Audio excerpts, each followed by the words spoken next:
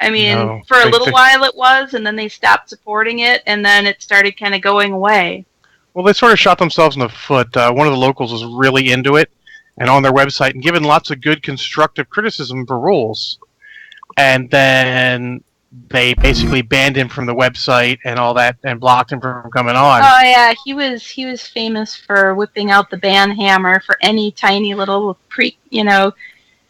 any perceived insult. But yeah, I think we all know that. Yeah, let's just say it's one of those things where the rumors of his assholeness have not been overstated. They're pretty much on point. Yeah, but it's a pity because the game itself and the background, the backstory, and everything was really cool. We were all having a lot of fun with it, and we were excited when War Cradle bought it because we thought, well, they'll really, support it where Romeo wasn't, and they decided to make it into a completely different game, Wild West Exodus by name only. So that was kind of disheartening. With that said, Kathy, we are live. So your last 3-minute rant has been on air about Wild West Exodus, which is good because I thought that game was gone. Yeah, well, it is in fact. For essential purposes, yes. Yeah, it's pretty much gone. So we're actually now, it is 6:32. We are trying out a few things different tonight, guys. So make sure that you let us know if anything happens. You can't hear us. Kathy and I are on top. Isn't that different? Are we? I also added some things. We're going to be talking about some patron stuff and everything. And sound. We want to make sure the sound's really good. So if you can hear us, please type something in Twitch.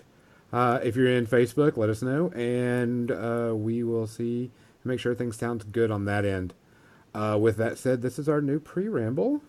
Yay! And Kathy, you were talking about Wild West Exodus, and there was some issues with it that y'all had it, but it got bought by a different company. It is now owned by War Cradle Games, and while we used to really like the game, we liked the backstory. It was the American West, only it was weird. It was kind of had like a Deadlands sort of steampunky feel to it, and War Cradle kind of did away with the whole American Wild West aspect of it, changed all the rules completely. It's really a completely different game now, just with the same miniatures. So, having gotten into, the whole getting backstories for, our war bands and everything, we were very disappointed that they did away with essentially the game that we were playing. Gotcha. So, our war bands and everything, we were very disappointing. Well, and now I hear they just bought Dystopian Wars, and the rumor is that they're looking to combine those two games together. So we'll see what happens with that. That would be interesting to see because they're both kind of steampunky, that same sort of weird, not quite super science old stuff. But yeah, interesting to see. Jim and I were joking around earlier that it's kind of like the Malifaux wannabe game. It wants to be Malifaux, just War Machine scale. Or that many models. They don't want to do just pure gangs of a handful of guys. They want to actually get into a couple squads of some bigger stuff, I think. Hey, Colby, you hear me pretty good luck. Apparently we're loud. Are we? I've not yet begun to be loud. I've not even started a rant yet. I'm not even using my outdoor voice. It could be the changing because there was some stuff that was done. They were talking about was it Wild West Exodus that you were talking about? And Dystopian Wars, yeah. Dystopian Wars. Who is loud, Xander? We need to know who is loud. Am I loud? Is it me? Am I loud? I want to be loud. Or is it Gonzo? Could be Gonzo. Gonzo's just weird. Often I'm accused of having an incredibly loud laugh.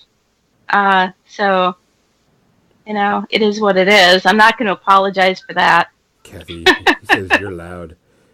Kathy's normally allowed to begin with, so... How do I change my loudness? Do I need to go somewhere and adjust that? There's a possibility. I'm sure you can do it under audio settings. Your microphone, you can actually adjust a little bar to lower it down so it's not going as high. I think. Down in my Yeah, you have to do it in your actually in your computer. It looks like my volume mixer. Yeah, because Oh, it's actually. I'll click on that and see what happens. No, that's not it. No. Playback. Recording devices. Sounds. Recording devices. We're checking Microphone. everything. Let's see. If I double click on that. I didn't upgrade to the most recent Windows on purpose, but man, it's really nice to have a search engine thing in it. My microphone is at 100%. If I take it down to 70, that might be maybe 80. Yeah, do 80. Something like that, yeah. Okay, so am I quieter now? Did this work? Am I meek and demure now? All right, guys, let's do a test. I'm empty. Sounds good, Kathy. John, give me something. I'm empty. That's not good. How's John sounding, guys? Empty. That's how he sounds. Oh, that's so sad. I'm sad for you, John. I have all of the things here.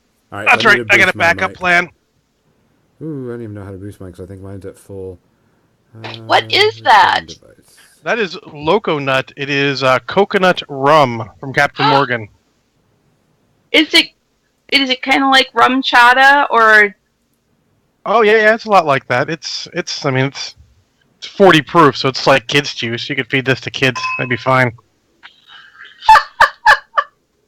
If you wanted them to sleep well. Yeah, I mean it's. I realized during an episode of Picking with John, I was taking shots of this and not noticing it. I'm like, something's wrong. I've had like 5 shots of rum, and I'm not really feeling it much. Until you stood up?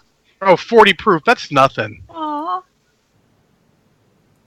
It is. I mean, it's nothing. All right. Let's see. But I like it because it's shaped like a little coconut. Mm-hmm. They do this for everything because they've got Cannon Blast, which is shaped like a cannonball. I was gonna say it's like Greek fire. You just put a wick in it and throw it. Not at 40 proof. Not gonna burn that well. Well, no. I mean, you'd have to put something else in there, but. Spice it up a little bit. Yeah. They do a pumpkin one too. I don't remember what it was called, but John got sick of it pretty quick. I didn't bother. I'm not that big of a fan of pumpkin flavors. Yeah. Well, so I like pumpkin pie, but that's about as far as it goes. I did have pumpkin martinis for Thanksgiving because my uncle makes weird stuff, and they were quite tasty. That sounds interesting. I feel like he always have a piece of pie crust as a garnish. He's done that before, where he's taken the pie crust and crushed it up and put it around the edge, like a margarita. Yeah, I would do where because my mom does this. She'll make pie crust, and she'll just put it on a cookie sheet and sprinkle it with a little cinnamon and sugar just by itself and bake it, and it's really good. When you use lard to make your pie crust from scratch, you can't do that. You're speaking my language. Someone got my roommate some very expensive and nice butter, and she wasn't using it fast enough. She's like, "John, use some of my butter for your cooking stuff." I'm like, "All right." Was it Kerrygold Irish butter? I forget what it was, but it was like garlic and herb butter. It was great. Well, I cook my eggs in it, my sausages. I'm like, this is so much better. It's so much worse for me, but so much better. Oh yeah, butter is awesome. Okay, so we got volume checks. Everything. Check. So how do I sound? You sound like normal. Do I sound normal, guys? I mean, normal for Gonzo. Normal for Gonzo, loud and obnoxious. I didn't say it. I'm glad I did not say it. See I abstain. He says I'm quiet. Anybody else? That's called taking the fifth. Okay, hold on a second, guys. I could be taking it. Gonzo's just a little quiet. I wonder if it's my new headset. Probably. Probably not set up right. See, I seem quiet to me because noise dampening headphones make me feel like I'm whispering when I'm probably shouting. Okay. Let me check my Skype settings. I'm an old veteran of headphones while I'm talking, so I'm used to it by now. Yep. Let me crank it. I'm waiting for my roommate to come and tell me I'm too loud. I forgot.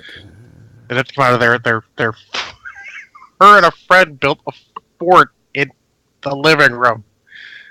Blankets and sheets. They made a little fort. I have no idea why I didn't ask. I just walked by and continued. Some things are not worth questioning. I wouldn't question blanket forts ever. No, I mean, having made my fair share, Oh yeah, I just okay. Wasn't planning on using the TV today, anyways. All right, guys, how do I sound now? Am I too loud or too quiet still? Oh, you sound terrible to us. You're quiet as hell. Well, that probably balances out with us now. Guys, how do I sound? Sounds okay. Ask the listeners, don't ask us. Well, quit answering then. Oh. Guys, how do we sound? Okay, listeners. I'm listening to Facebook streaming, and you did sound a little light still, a little low. Okay. Don't know what this is. I'm checking all my settings, and everything seems to be up. No change. Kirby says no change. I've got it on max volume on Skype. Do you have it on max volume on your... Yeah, your computer can change it and also boost it if you need to. I've got it max on Skype, so let me check my recording devices. Yeah, because that's what I did with mine. Oh, someone posted on Facebook. It says you're a bit muffled, like you're talking in a blanket fort. Sweet. Oh, you didn't know it was actually Gonzo in your living room. That's creepy. In fact, I'm not going to say anything more about that because it's creepy. Hey, alcohol! Look. Cheers. Salute. All right, so I'm trying to crank this up to see how it is. Y'all keep on telling me how I sound. I'm going to test some more settings because this is going to be a problem. Yeah, I mean, you're not that light. Maybe a little bit of a problem. Let's go back and take a listen. All right, I'm trying to get which ones. I bet you it's the microphone settings in the program for the new headset. Not possible. Yeah, give me a second. I mean, like, if I'm at like a 7, you're at like a 5.5, so it's not terrible. Okay, let me check the gaming headsets, and it's probably where it's at. I had to get a new headset because the other one was falling apart. Luckily, it was really cheap. Yeah, I got this coming off, but it's still perfectly functional. I'll take a look later. Because I think when I get the next one, I want it to have a really good microphone. Yeah. Well, this one's done really good so far. I'm just trying to... It's on my list. I need to buy a desk first so I can get a painting area back. That would be nice. Yes, it would, because I haven't painted anything in months. I started working on painting my Bane model for the Batman game. And of course, well, it sucks. I got a knight that's like primed. I'd like to start just playing around with it. But not yet. I'll show you my one Necromunda guy that's almost done. I like to call him Biff, even though that's not his official name. If you're calling him Biff, that's his official name to me. I mean, they all have their names, but since I'm playing in a 40k slow grow league where you have to name your characters and all, trust me, the only thing in the name is whatever you call them. Tex Priest Steve is nigh legendary now for his desire to repair vehicles and murder people in close combat. Yay! With the wrench? Is he bludgeoning them with the wrench? No, he's got a big axe. How do you fix vehicles with an axe? Oh, you say the holy litany and you rearrange its external components.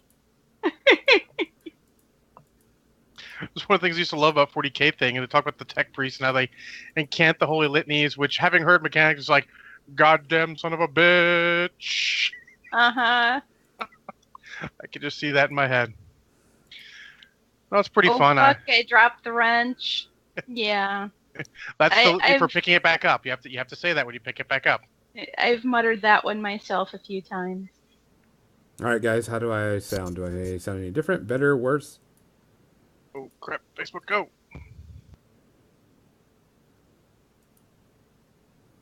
All right, hold on a second. Found another one. Let's do. That's a microphone boost. I found it finally. You sound louder in my ears. It was pretty similar. Ooh.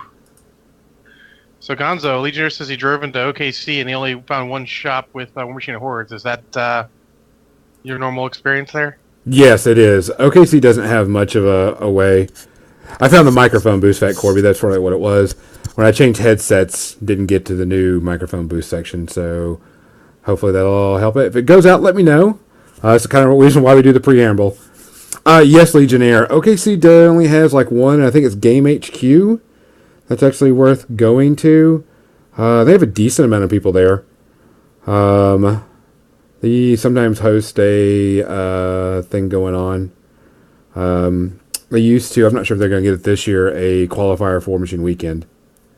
Yeah. Oh, cool. Tulsa has another one, but their group isn't as big. But OKC should have a decent amount of people playing. Or you just drove through, so you didn't see much. Well, maybe their crews like some of the guys I play 40K with, where they're like, we buy everything online. Had the discussion on Friday, and I'm like, dude, I'm not going to stop you from doing what you do, but look what we're playing, look what we're provided with. We're not really paying for this. If you don't buy anything at the store, you're really not paying for it. So, I mean... You gotta at least get something once in a while. You gotta at least get something. Yes. Always. It's like every time I go to a tournament, no matter who or what I do at the store, I always buy something, even if it's like a brush, all that stuff. Anything. It depends on the tournament fee. Like, if the tournament fee is a big fee, then I won't necessarily, because obviously the store's getting their cut. I have no problem with that. We're taking their space. That's fine. Yes. But there was a hobby town in Frederick, Maryland that used to run fantasy tournaments, and there's no entry fee. So I bought something every time I was there. I mean, and actually, heck, since I was working at Games Workshop, I'd get all the extra rule books when they break stuff down. Mm-hmm. Like, because I just get thrown away otherwise. I'd take them with me, and someone would come in like, "Oh, what are you doing?" I'm like, "Well, here's a rule book. It's a little big, but take a look at this and see what you think, and we'll answer some questions." Unofficial table rent free. Yeah, it is. Yeah. I mean, hey, Crimson. Don't forget that. I mean, it's like our local store on Black Friday has a big get together, and you have to pay to play in the back room, which I have no problem for. Mm-hmm. Actually, this year they actually put it towards a charity, but I have no problem because honestly, any day where everyone's off, I mean, table space is at a premium. You know, especially if they're going to go and donate it, that sounds like a great thing. Yeah.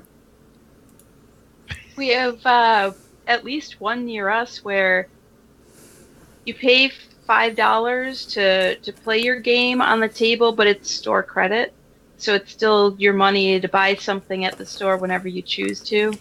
Oh, okay, that's a really good way of doing it. Yeah. That way, if they just come in and play and leave, they're like, "Well, you're losing $5," which they shouldn't do. But I mean, some people do.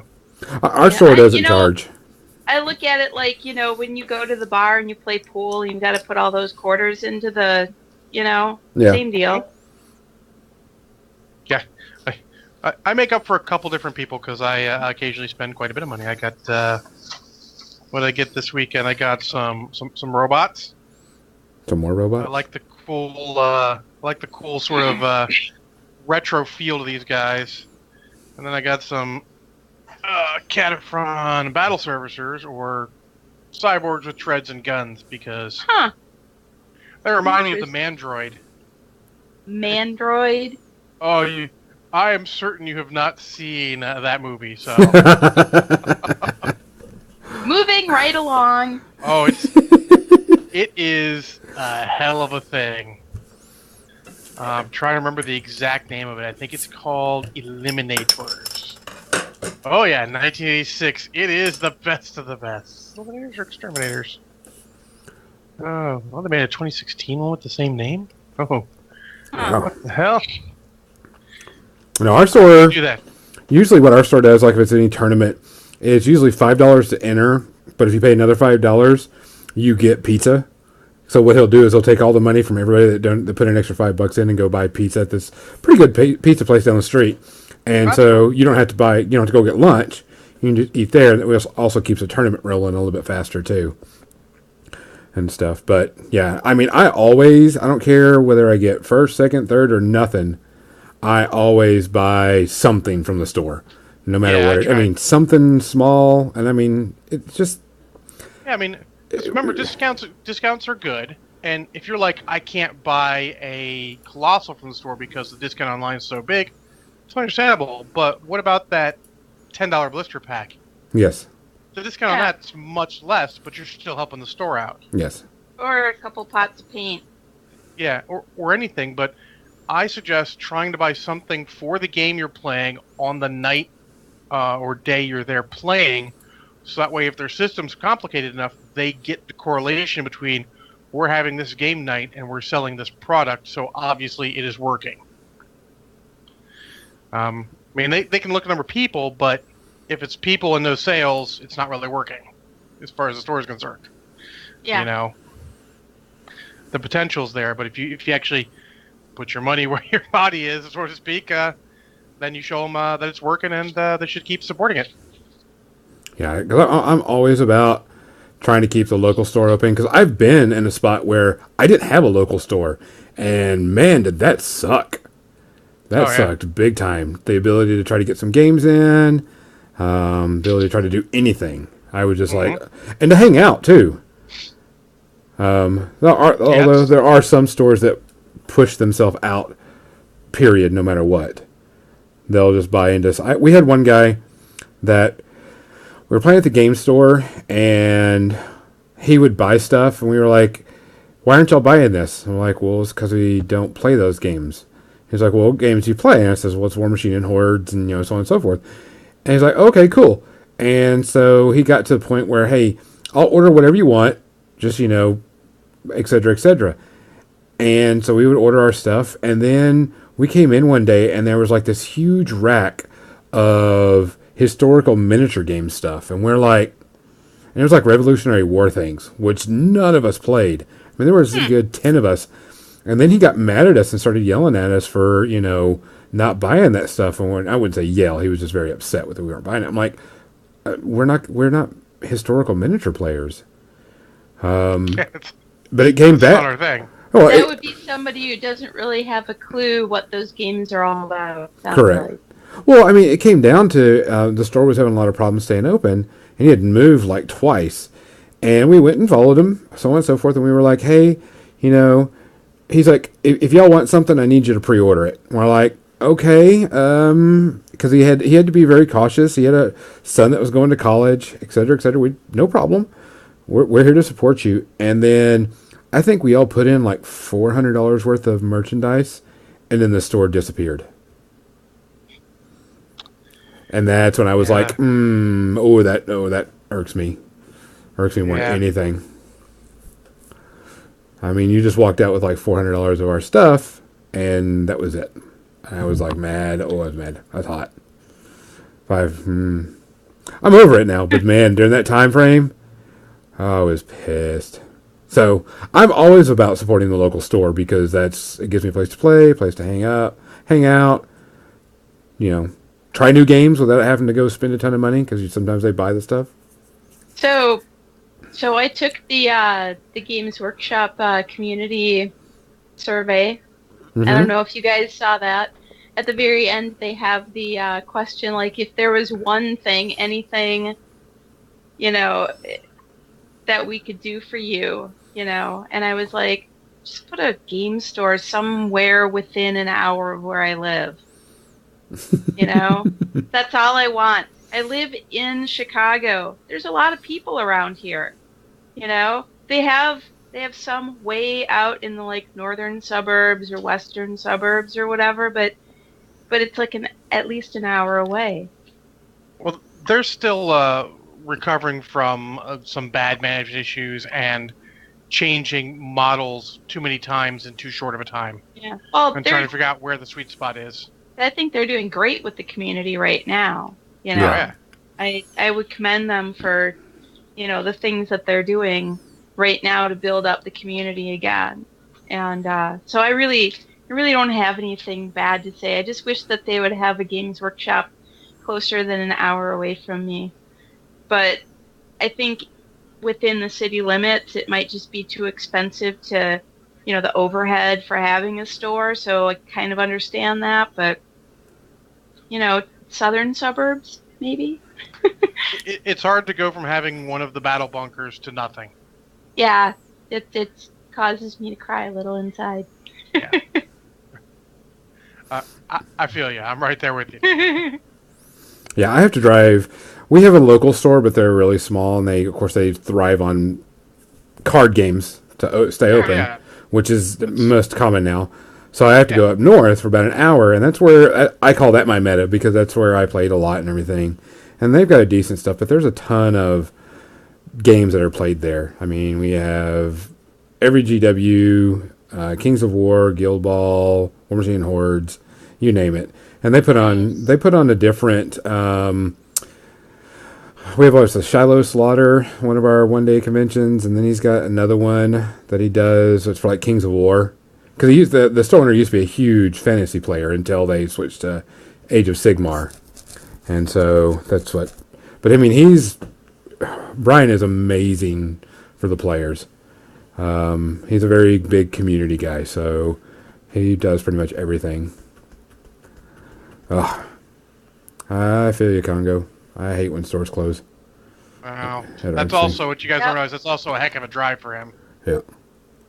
With one-way tolls, depending on how he goes, and I assume he's going to go the way that has tolls. Yep. That's like Games Plus for me. That is a mecca game store. It's huge and well known in the Chicagoland area, but it is a hike to get there. It's worth it. I can go there maybe once a month, once every couple months. It's area, but it's different in the Midwest than I guess on the East Coast. In the East Coast and popular areas, I mean, I can get game stores. I'm in the middle of 3 or 4, so kind of lucky that way. Knock on wood type object. Well, 90 miles, holy moly. That's bad. Yeah. Local. Ouch. In quotes. Ouch. That sucks. I feel you. Yeah, that's. But all right. I actually found that game that I was trying to mention, Dracula's America. And it's a game based in 1875, and Count Dracula is a president of the United States. Carl Morgan showed me this at one of the conventions I went to, and I was reading the book, and it looked really cool, really fun, low model count type thing, which is what we're going to be talking about today with our Necromunda review. And I watched an episode, a battle report on it last night, and it was really good. It looked like a lot of fun. It had a lot of cool things. I don't think they have their own miniature line, per se, I think. So, like, they were saying, hey, if you have your old Wild West miniatures, use them, or, whatever it was. It had some interesting rules and interesting concepts. They also used a card deck, and what I thought was really weird is if you both laid down the same card, some random, wild, mysterious thing would happen, like a Sasquatch could come through the field and like try to kill something and then disappear, which I thought was kind of interesting. As they often do in the West. Always. So, like a drop bear? Yeah, like a drop bear. It looked pretty interesting. I watched the battle report, and I was like, yeah, pretty happy with that. So make that as a segue, guys. We're going to load back up everything real quick, get a fresh start, and we will start up the podcast where we're going to be giving our Necromunda review, show off some of the models, and talk about the state of the game for low model count miniatures. So go pee, go get your alcohol. We'll see you back in a minute. I don't have to pee. For a while.